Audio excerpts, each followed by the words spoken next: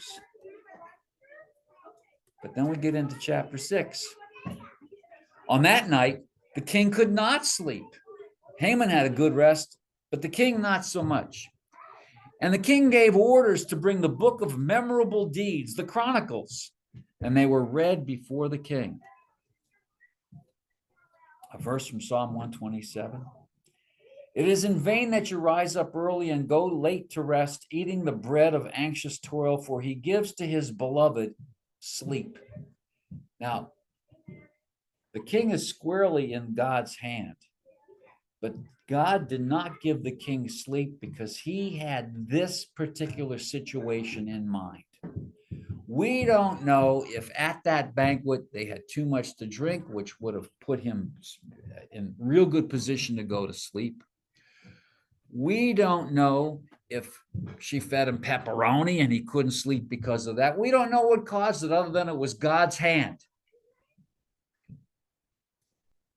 And it was found written how Mordecai had told about Bigthana and Teresh, two of the king's eunuchs who guarded the threshold and who had sought to lay hands on King Ahasuerus.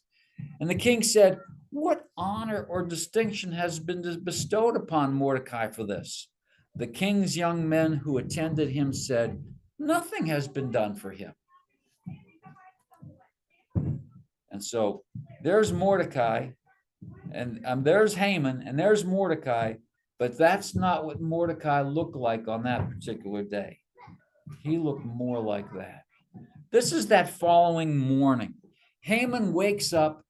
He's got the plan from Zeresh. He said, I can still hear the hammers going on and the chainsaws, and they're putting on the final touches for that gallows.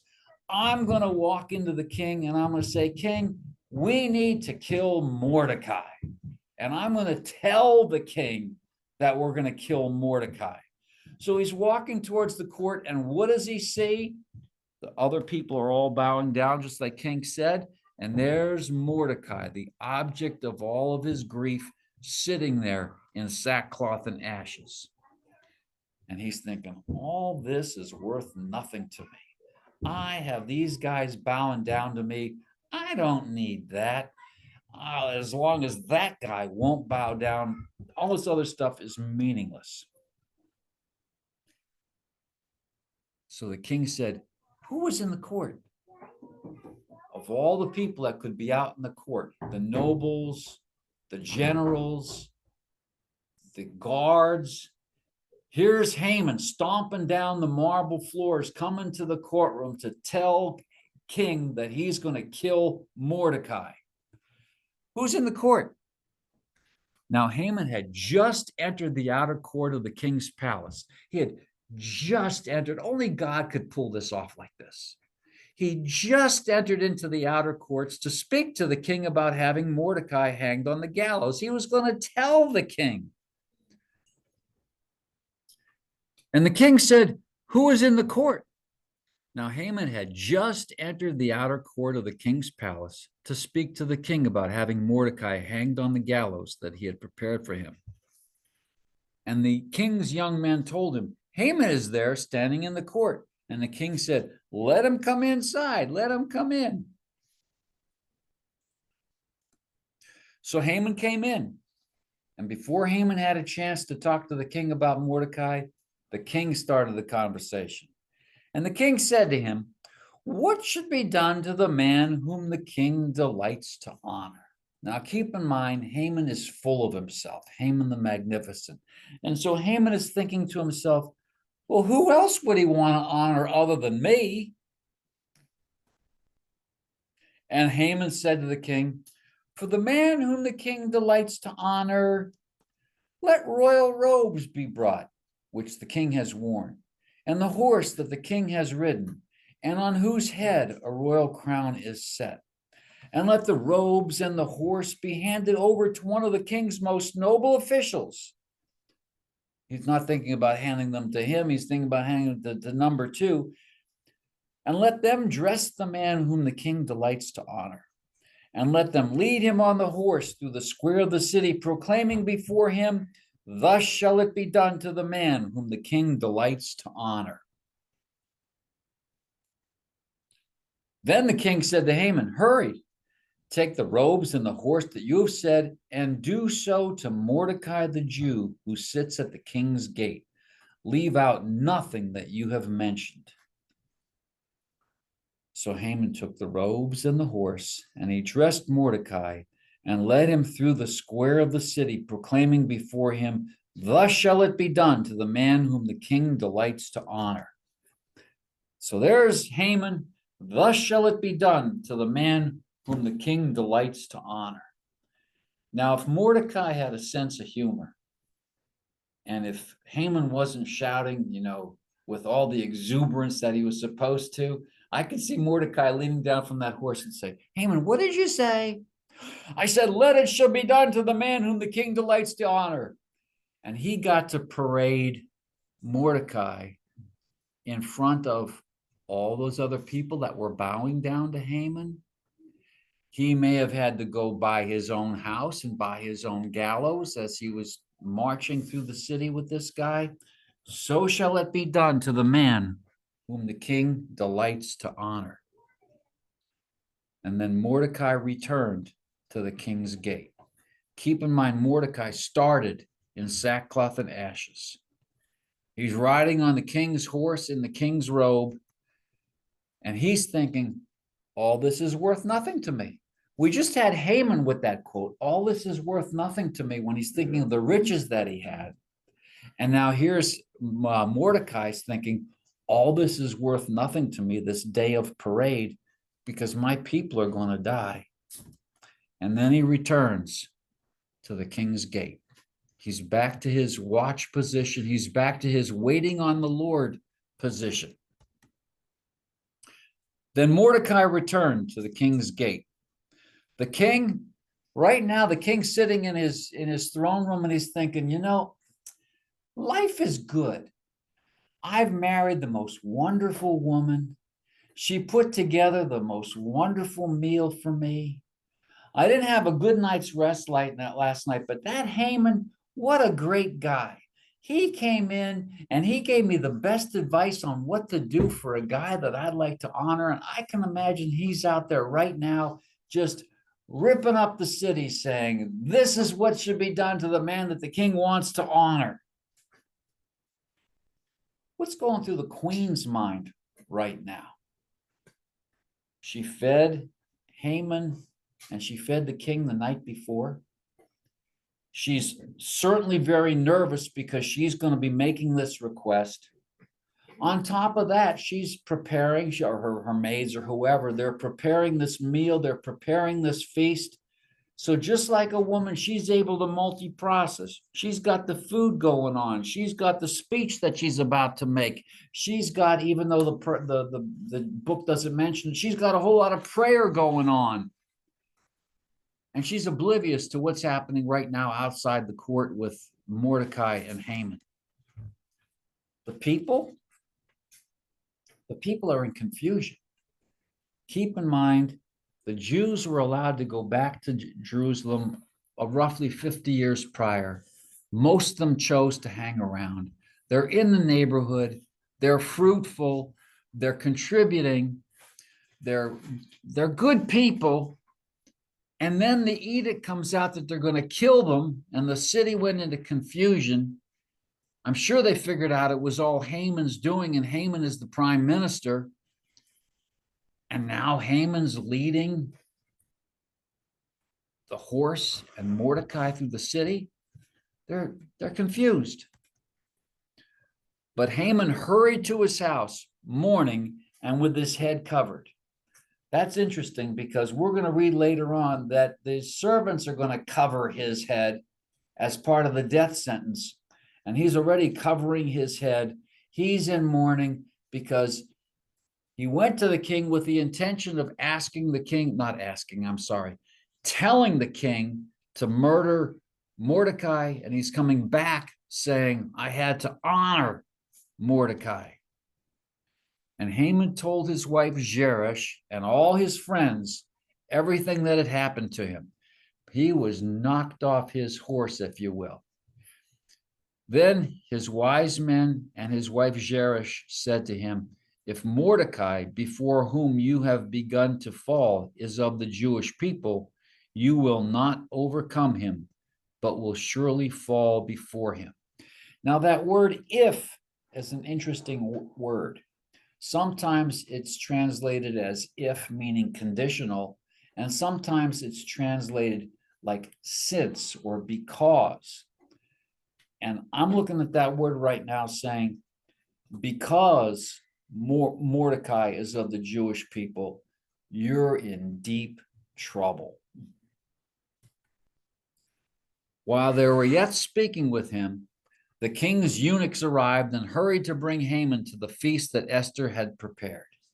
So here's Haman. He comes home. He's in deep mourning. His head is covered. He's in no way, shape, or form ready mentally to go be with the king and the queen and have a good old time. And what happens? He gets swept up by the eunuchs and taken off to the feast. Now, a little play on words there. He was taken off to the feast that Esther had prepared, taken off to the feast that God had prepared. God's not mentioned in this book, but he's behind every single move. Which brings us to chapter 7. So the king and Haman went in to feast with Queen Esther. And on the second day, as they were drinking wine after the feast, the king again said to Esther, "What is your wish, Queen Esther? It shall be granted you. And what is your request? Even to half of the kingdom it shall be fulfilled." Third time he says this to Esther. And Esther's response, once again, "If I have found favor in your sight, O king." And I have there Nehemiah 2. In the book of Nehemiah in chapter 2, Nehemiah the cupbearer is approaching the king, and Nehemiah has the building of Jerusalem on his brain. And the king says to him, "Nehemiah, you're looking pretty sad." And he's supposed to be the guy that's making sure there's no poison in the food. The king's concerned. And we read in Nehemiah, Nehemiah prayed and answered the king. Now, one of the things in the book of Esther is prayer is not mentioned, but here's the queen. I expect, just like Nehemiah a generation later, Queen Esther prayed and answered the king. "If I have found favor in your sight, O king, and if it please the king," she didn't even say she didn't call him honey. He is the husband. "O king, and if it please the king, let my life be granted me for my wish and my people for my request." She's had those 3 days of fasting. She's had the day of asking the king for the meal. Whether that happened that night or the next night, we don't know, but let's give it 2 days. She has the meal prep of this day. She had 4 or 5 days to think about, what is she going to say to the king? And so these are the words recorded in posterity, recorded before posterity, ever since the world began. In the beginning was the Word, and the Word was with God. "If it please the king, let my life be granted me." Just like my request for salvation. If it please the king, let my life be granted me. "And my people for my request. For we have been sold, I and my people, to be destroyed, to be killed, and to be annihilated. If we had been sold merely as slaves, men and women, I would have been silent, for our affliction is not to be compared with the loss to the king." What's the king losing? He would be losing faithful subjects. He would be losing tax revenue. So basically she's saying, "Hubby, you turned down 10,000 talents of gold, and now you're going to forfeit all those tax dollars from the Jews. What's wrong with you?" Of course, she said it in a more respectful way. So there's Esther, there's the king, and there's Naaman, and there's Haman, and there are the servants. And then the king said to Queen Esther, Who is he? And where is he who has dared to do this? And Esther said, a foe, an enemy, this wicked Haman. Now, this is one of the real high points of this story. Who is he and where is he? And Haman was terrified before the king and the queen. But here is what is also woven into these verses. The acrostic Yahweh. Who is he? The answer is Yahweh. I am. And where is he? Psalm 139. He's everywhere. And Esther said, a foe and enemy, this wicked Haman. Now, what's interesting is this. In our society, we use a Roman alphabet and Arabic numbers. In the Greek world, they would use the Greek alphabet, but they would also use Greek quote unquote numbers. Alpha is 1, beta is 2, etc. I'd hate to do arithmetic in that world. But in the Hebrew world, the same was true. They had a Hebrew alphabet and they used Hebrew letters for arithmetic. Their equivalent of A is number 1 and B is number 2. And if you take that phrase, this wicked Haman, in the Hebrew, it comes out to 666. And the king arose in his wrath from the wine drinking and went into the palace garden. Now, I don't know how much wine he drank. And he was a pretty good wine drinker because he spent those 187 days, and then he was drinking with the celebration he had for Esther as queen, and he's drinking with Haman when they decided to do the edict, and he's drinking in the first meal, and he's drinking in the second meal. But I think he sobered up really quickly when he rose in his wrath from the wine drinking and he went into the palace based on this wicked Haman. Haman wants to not just kill your wife, but all those people. And the king arose in his wrath from the wine drinking and went into the palace garden. But Haman stayed to beg for his life from Queen Esther. He, just like Belshazzar, the handwriting was on the wall. But Haman stayed to beg for his life from Queen Esther, for he saw that harm was determined against him by the king. Now, look at what happens next. And only God could do this. God was hiding underneath the tablecloth, and he trips Haman. The king returned from the palace garden to the place where they were drinking wine. And as Haman was falling on the couch where Esther was, and the king said, will he even assault the queen? He's thinking, Haman doesn't just want to kill her, he wants to rape her before he does. And he says, will he even assault the queen in my presence, in my own house? And as the word left the mouth of the king, they covered Haman's face. So there you see Haman down at the couch. They didn't eat on chairs like we have here. They would recline on couches. And there are the servants getting ready to haul him out of there. Then Harbona, what a name, Harbona. I can imagine Harbona sort of like Mr. Clean, this great big muscle guy, no hair, big earring. Is it Harbona? He's, boss, I've got this great idea. There's these gallows over in his front yard. Let's use those. Moreover, the gallows that Haman has prepared for Mordecai, whose word saved the king, is standing at Haman's house, 50 cubits high. And the king said, hang him on that. So they hanged Haman on the gallows that he had prepared for Mordecai, and then the wrath of the king was abated. They probably did it just that night. I mean, they weren't going to put him in the jail and let him think about it. There was no due process. He was the king, and the king said, you wicked Haman, you're going to die. They hauled him right out. The Bible doesn't tell us whether the king stayed and hung around with Esther.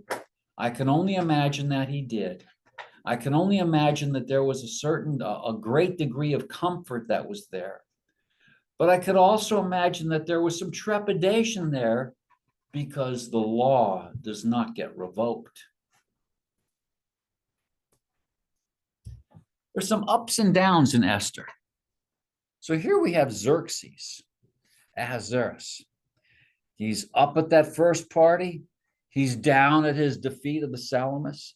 He's up when he selected Esther. He's down when he could not sleep. He's up and down. Then we have the ups and downs of Esther. She's down as an orphan. Up when she was selected to be the queen. Down when she was told that she has to approach the king. Up when she's accepted in the court by Xerxes. I think she was in suspended animation when she's getting ready to give her speech. And then ultimately on the upside, when the king says, Haman, you're going to die. Then there's Mordecai. He's on the downslope when he learned of Haman's edict to kill the Jews. He's on the upside when he's honored by the king, yet he says this stuff is meaningless. He's down when he's fasting for Esther, and he's up when Haman's plot fails. And then we have Haman. He's up when he becomes the prime minister.